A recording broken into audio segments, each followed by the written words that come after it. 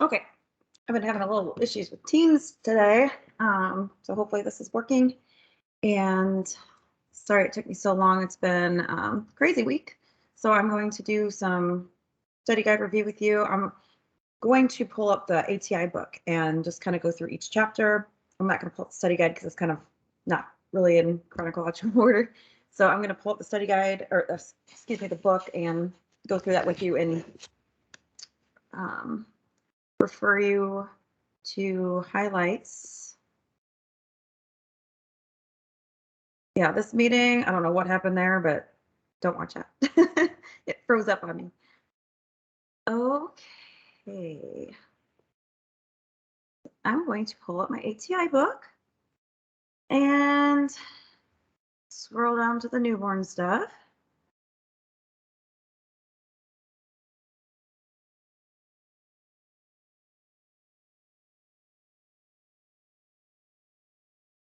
Point out different things that you need to know for this exam. It's 40 questions again. Okay, in the newborn assessment chapter on your study guide, it talks about, and I know I pointed this out in class, please know your APGAR scoring. So when a baby's born, we know we score them at 1 and 5 minutes. 0 is no effort, 1 is some effort, 2 is great. So I'm going to give you a scenario of a baby that's born, and you're going to have to tell me what you think the APGAR score would be. So remember, 0 is nothing, 1 we're getting there, and 2 is a crying baby. You know, they might be blue or acrocyanotic at birth, like at 1 minute, maybe even 5. Probably more acrocyanosis at 5, but that's normal. But everything else, if in a healthy delivery, they should be well flexed, great cry, great heart rate. So do know that table there.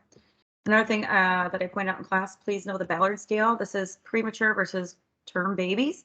So you're going to have to pick out for me, like what would be a characteristic of a preterm baby. So I might have 4 things listed and tell me what would be a characteristic of a preterm baby as opposed to a postterm baby, or vice versa. So there's the neuromuscular, and then of course the physical maturity that also ends up here as well.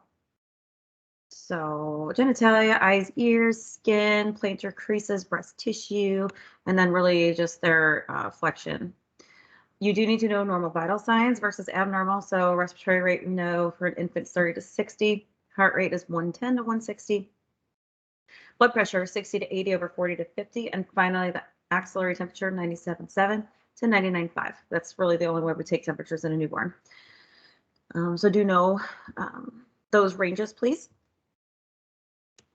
Other things and variations, I want you to be familiar with all of these terms. So lanugo, vernix, the different colors of skin like acrocyanosis and jaundice, and know the normal deviations.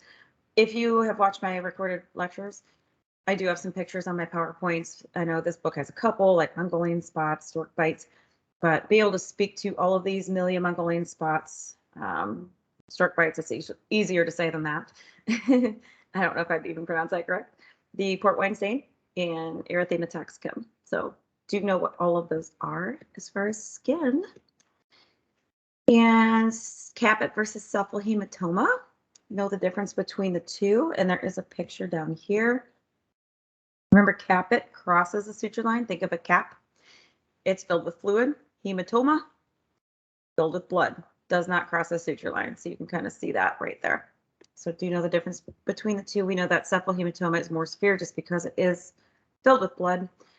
These are caused oftentimes by operative birth, so a vacuum extraction or a really difficult delivery, big baby, forceps. So most often they resolve on their own. They absorb, and babies do just fine. Know your reflexes. Know what each one of them is, how you elicit it. You do not need to know the expected age on this exam. I don't know what the proctored ATI is going to ask you, but I'm more worried about you knowing what they are, how you elicit those reflexes. So how would you elicit a Babinski? Well, you run your finger up around their foot and their toes should fan.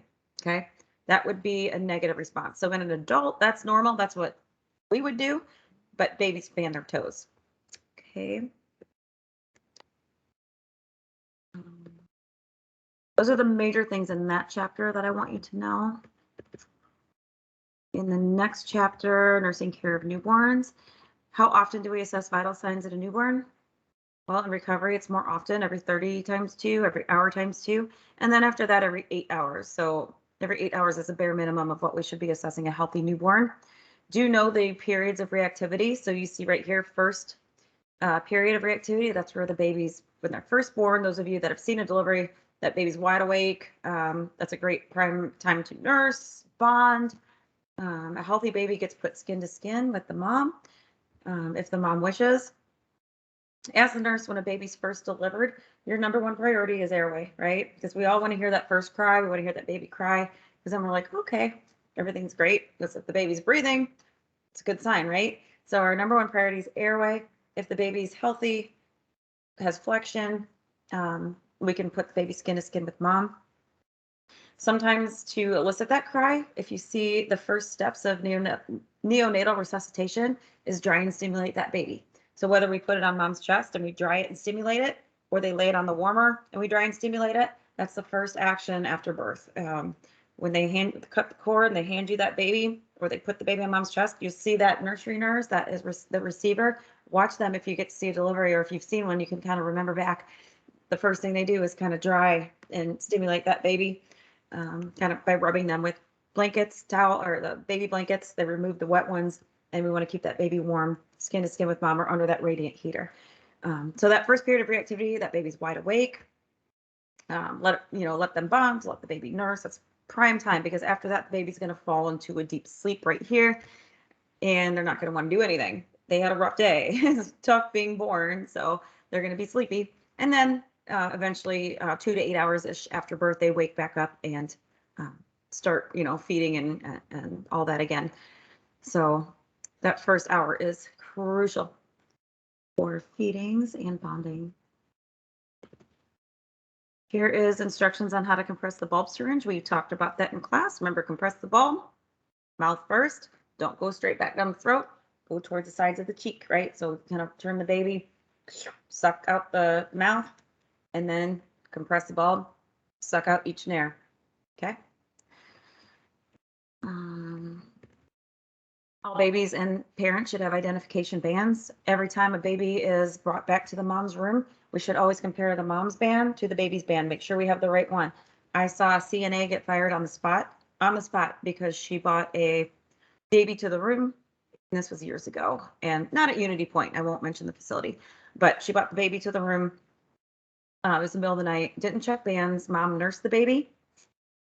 And then we found out later that that wasn't the correct baby. So that was a really bad situation. So check the numbers on the bands. I don't care how well you know the patients, do it. Because in the nursery, if there's a bunch of circs going on, the wrong baby could get placed in the wrong crib. You don't go off the crib tags on the bed, you go off the bands. Other safety measures, always wear your name badge visible. Baby should have the little hugs tags on their ankle or whatever the facility uses, kind of an alarm. And it should be a locked unit. All OB units should be locked, so we can control visitors. Remember the mechanisms of heat loss here, the 4 different ones. Remember conduction. If you lay a baby on a cold scale, the heat's going to conduct to that scale from the baby. Convection is blowing like a fan. I could probably show you outside right now. It's blowing pretty nicely.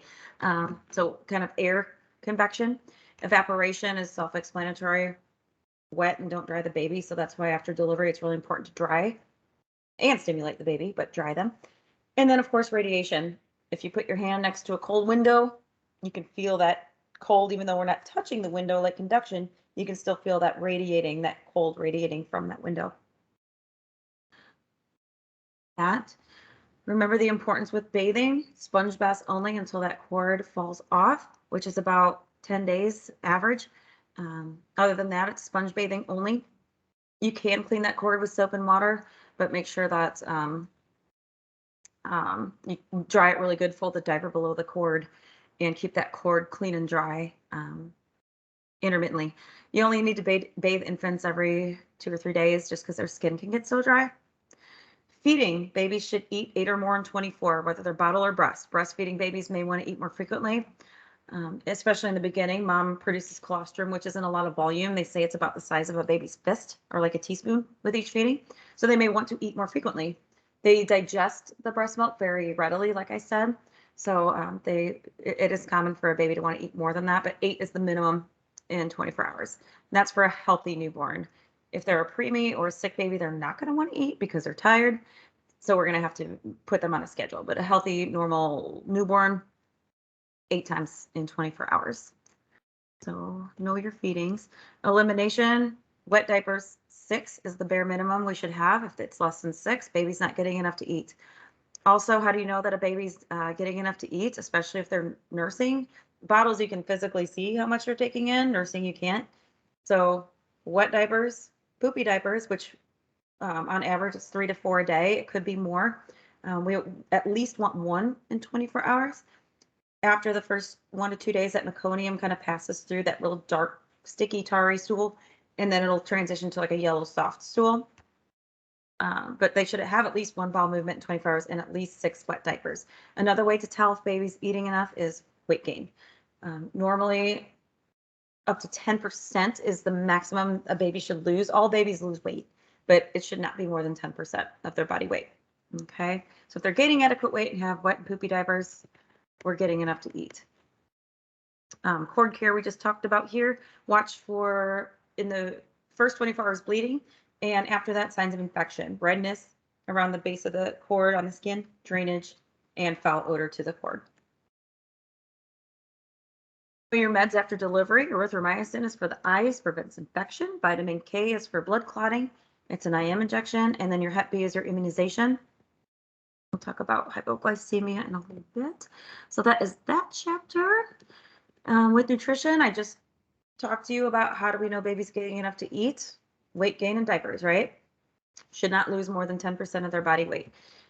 There's so many benefits of breastfeeding, immunity, it's easily digestible, but we never want to, I guess, force our opinions on a mom. If mom does not want to breastfeed, we respect that decision, and she can bottle feed. Bottle fed babies do perfectly fine. It's our job to educate. So it's important to know the benefits of breastfeeding. So if mom maybe doesn't know, and let's say they choose to bottle feed, we may say, has anybody talked to you about breastfeeding or helping you with breastfeeding or the benefits? If they say no, fantastic, that's their choice. But so I've had oftentimes say, no, I really haven't thought about that. I don't really know what to do or how to do that. Then we can intervene there. So we did talk about postpartum with the different positioning of breastfeeding, cradle, cross cradle, football. Formula, how do we hold a baby with formula feeding? Well, try drinking something laying flat on your back. That's probably not going to work out too well, right? A, you'll probably get it all over your face. And 2, you could aspirate and choke. So a baby, if they're laying flat, let's say we prop a bottle or just lay them flat on the surface and stick the bottle in their mouth. That's not good. They could aspirate that formula. So they should be in a semi-upright position or sideline, either one, as long as their head is upright. And not prop the bottle. Bottle fed babies, and it's a great time for bonding as well. You can make eye contact with the baby and as you feed it. So not only breastfeeding, you can bond during feeding, but also bottle feeding. And some of the things, like I mentioned in class, it's important to ensure the parents, so this nursing interventions here, mix the formula properly.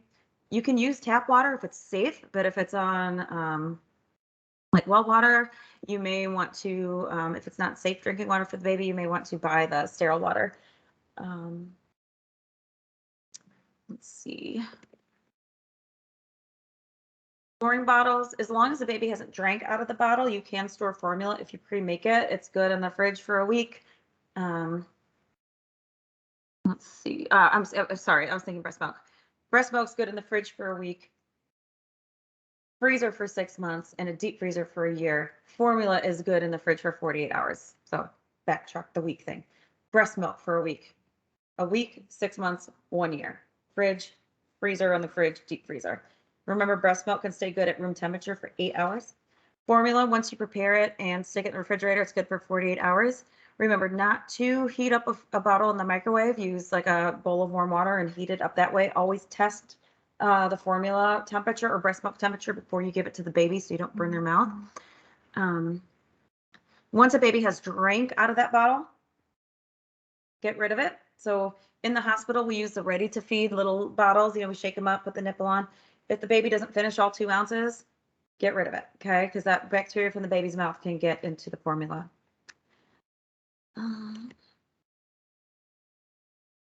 Nutrition. Discharge teaching.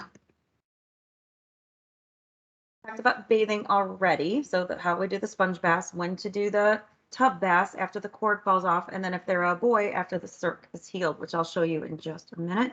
Remember how to suction. We talked about feeding and elimination. Talked about cord care. So here's our circ care. That circumcision right there is called a plastibell. So you see that plastic ring kind of around the surface there. That will fall off on its own in about 7 to 10 days, and then it's considered healed. The other type of circ is called a gamco, and that one does not have a ring on that. So with a plastibell, clean it with soap and water, no submersion in a tub bath until it's healed. Same with the gamco, okay, sponge baths only, clean with soap and water. We want to avoid wipes around that area because they can contain alcohol and it can hurt the baby. With the plastibell, you can put the diaper on because see that ring kind of protects that raw skin right there. So you don't have to worry about that sticking to the diaper. But with a gamco, you don't have the ring. So you put a little 2x2 gauze and some like petroleum jelly or Vaseline, and you just lay the gauze right on top and then put the diaper on. That way the diaper doesn't stick to that skin, because if you take the diaper off, it could rip and cause bleeding. So your 2 concerns with the circ, first of all, is bleeding. We do frequent circ checks initially just to make sure that it's not bleeding, and it's initially it might have scant bleeding, but we have to make sure it's not actively bleeding. And then after that, infection, redness, drainage, swelling. Now there can be, as it heals, a yellowish film that kind of occurs on the top of the glands there. That is totally normal. I always tell parents, do not try to wipe that off. Don't be concerned. That's part of the healing process. All of your circ care post-procedure is all right here. So please refer to that for further information right here. Lay the gauze on top of the gamco. You don't need it for the other. No soap and water, or use soap and water, no wipes. Watch for bleeding and infection. And here is some more complications if you want to read further on that. With home safety, I've focused mostly on SIDS, safe sleeping. Baby should be on their back, no co-sleeping, nothing in the crib that they can suffocate on. No pillows, no stuffed animals, no crib bumpers. The mattress should fit well. The slat should be minimal, 2 1/4 inches, no more than that, where baby's head might fit through that. Car seat safety, rear facing in the back seat for 1 year. Or 2 years? My goodness, is it Friday afternoon or what? Rear facing in the back seat for 2 years, and preferably in the middle if there is a middle seat. Know these manifestations of illness to report. In your study guide, you'll see some things about sepsis and things like that. Look at this, because a baby that's ill is going to show these types of manifestations. They're not able to tell you, hey, I don't feel good, but they're going to have temperature instability, maybe some signs of respiratory distress, which you do need to know, grunting, flaring, retractions, maybe some cyanosis. Excuse me. If baby's having any vomiting or poor feeding, not peeing, less than 6 wets a day, not pooping, less than 1 bowel movement a day, jaundice of the skin, if they are really lethargic, inconsolable crying, signs of infection with the cords, circ, or eyes, signs of hypoglycemia, which we'll go over here in the complications chapter. I always tell parents just call for anything that is concerning, because we don't want to take chances with the little ones. It's better to call and be safe than sorry. And finally, we have our complications chapter. It starts off with neonatal substance withdrawal. Like I told you in class, I don't get specific with the different drugs like opiates, heroin, and things like that. But what I want you to know is how a baby presents. Okay, remember, these babies are super irritable. They can be real jittery, hyper-reflexic, high-pitched cry. Their GI system is really irritable. They vomit, they have diarrhea, they sneeze a lot, they have nasal congestion. So, and they're so irritable. So know the expected findings of a withdrawal baby. And then how do we help them? This whole section right here It is based on withdrawal symptoms, if we give medications or not. Some babies are so severe they need to be weaned off with like an opioid such as morphine. And we worry about seizures, and sometimes they do seize, so we have to give them anticonvulsants. It's important if the baby's really severe and their symptoms are really severe, we have an IV line in them in case they do seize. That way we can get them their anticonvulsant ASAP. Other interventions we can do, since they're super highly irritable, decrease the stimulation. So low lighting, cluster care. So, you know, when they eat, just kind of surround your cares around your feedings. They love non-nutritive sucking, so pacifiers. They like swaddles. Let's see. Oh, with feedings, if they're vomiting a lot, small frequent feedings, keep them upright after the feeding, burp them, you know, frequently. And then of course we're mandated reporters, so we would have to report most drug if they have a positive drug toxicology to DCFS. And if mom is wanting to nurse, we have to identify what drugs she's been on, because some drugs like heroin and things like that are contraindicated with breastfeeding. For hypoglycemia, oh, who's at risk, right? Babies of diabetic moms, preemies, babies that are really big or really small, even though they might be at gestational age, they might be really large for gestational age or really small.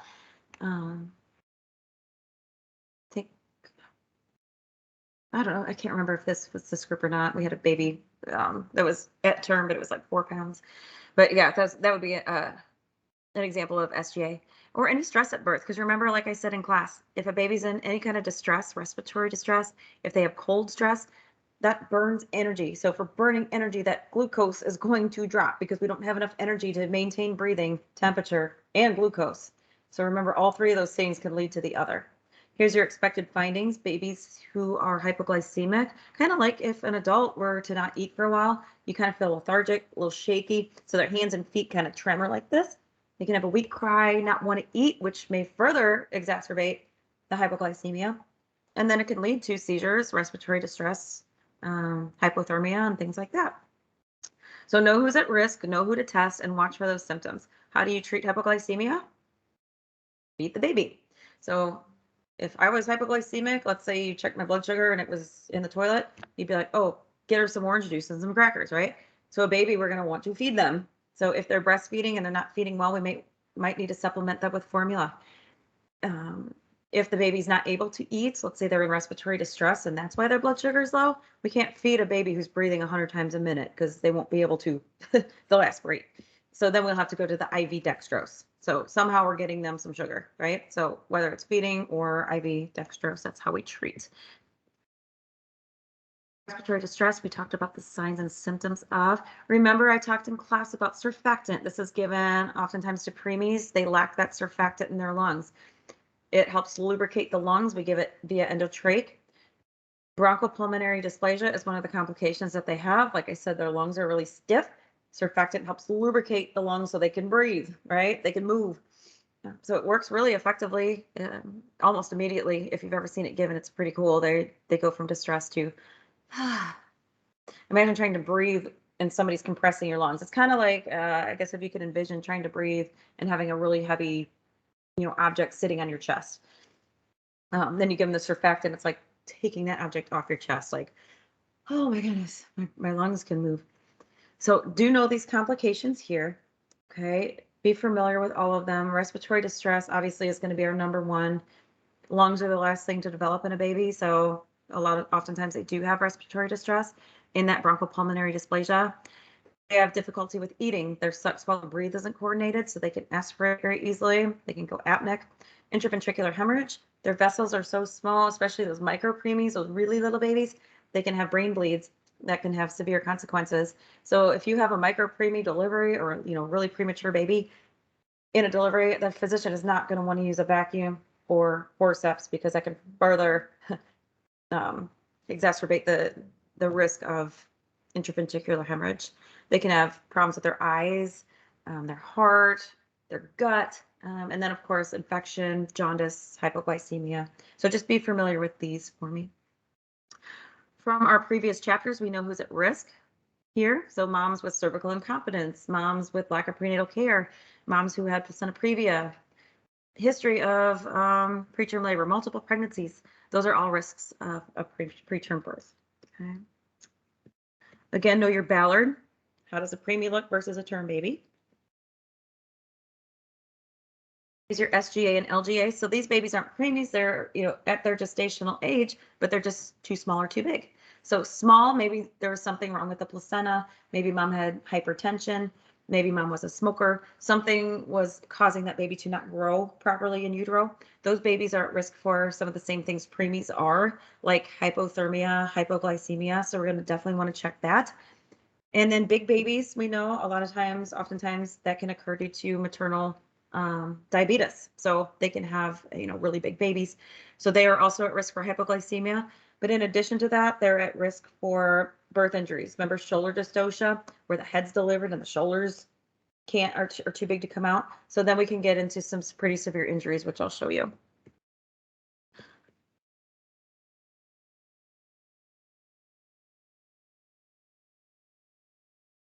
Like I said, with sepsis, again, those warning signs that we talked to about the parents, you're going to see that in the babies. Poor feeding, vomiting, hypoglycemia, abdominal distension, temperature instability, respiratory distress. So just be able to recognize what a sick baby looks like. So do know these types of birth injuries. We can have fractures, skull fractures, brain bleeds, of course, septal hematomas, and then the plexuses. So like brachial plexus injury. They can have one arm that's flexed and one arm that's completely flaccid.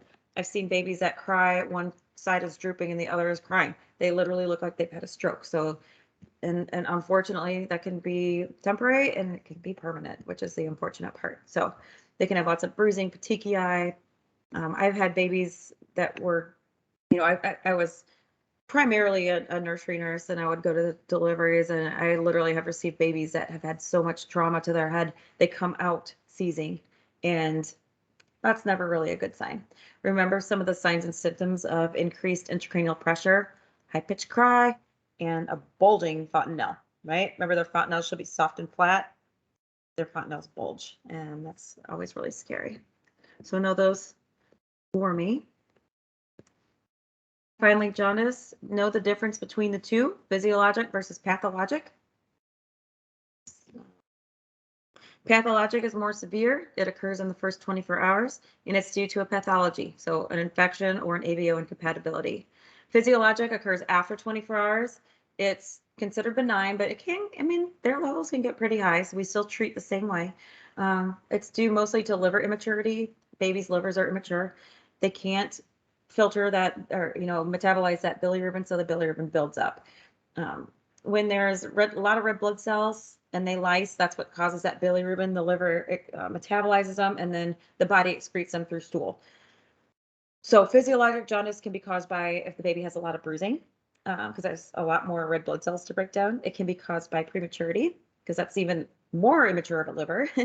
And if the baby's not feeding well, if it's a breastfeeder, maybe not eating well, we excrete bilirubin in our stool. So if we're not eating, we're not pooping. So those are all forms of physiologic jaundice. Regardless of that, we're trying to prevent these from happening, encephalopathy and kernicterus, which are irreversible brain damage. It's horrible. Should never happen. So we're going to watch those bilirubin levels really closely. And then here's some of the things that we're going to do for a baby if they are under phototherapy. Okay. Remember with phototherapy, it's those bright lights. So we want to protect their eyes.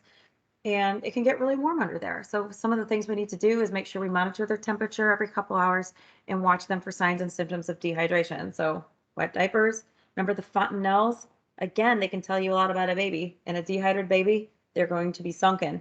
Okay, so if a baby's dehydrated, you see that fontanelle kind of sinking in. It should be soft and flat, not bulging and not sunken. Make sure we expose as much skin as possible. Baby can come out for feeds, but that's it. They should be under the lights as long as they can and only come out for feedings. Yeah, that's it with that.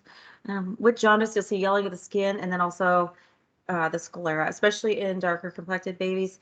They you can't see the jaundice as readily as you could a lighter skinned baby. So the eyes can tell you a lot. So look at the eyes, they can get really yellow.